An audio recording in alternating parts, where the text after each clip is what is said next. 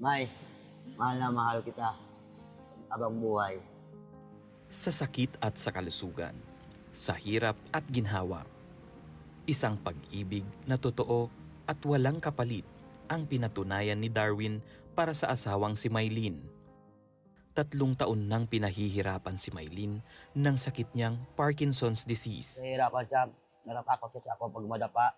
Dahil nahihirapan siya maglakad. Nung siya nagkaganyan, talagang nahihirapan ako maghanap buhay. Tapos kung saan ko kukunin yung panggamot niya. Sa neuro daw ito check up.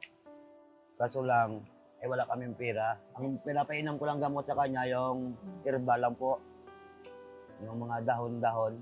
Iniisip ko nga kung bakit magkaganito kami. Pamamasada ng tricycle ang tanging hanap buhay ni Darwin. Pilit niyang pinagkakasya ang kakarampot na kita sa mga pangangailangan ng 4 na anak at ni Maylene. Habang nasa trabaho ako iniisip ko kung saan ako siya Kaya tuwing uwi ko, may dala talaga akong pagkain, binibigyan ko pa siya. Mahal na mahal ko pa yung asawa ko. Minamasahe ko siya tuwing gabi.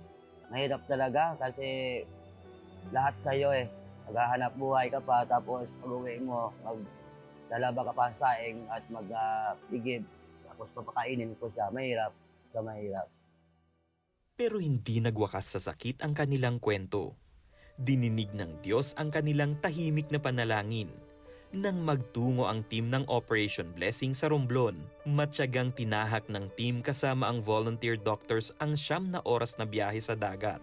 Maabot lang ang ating mga kababayan sa bayan ng San Andres. Dahil sa inyong bukas palad na pagtulong, isa si Maylene sa mga nakatanggap ng bagong wheelchair mula sa Operation Blessing. Malaking tulong po to dahil sa paglakad niya, dahil nahihirapan siya, natatakot siya ako pag madapa. Kaya malaking tulong po itong wheelchair po.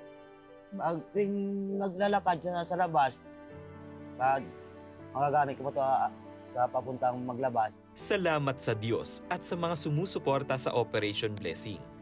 Bagong simula at pag-asa ang naipahatid kay Maylene at Darwin.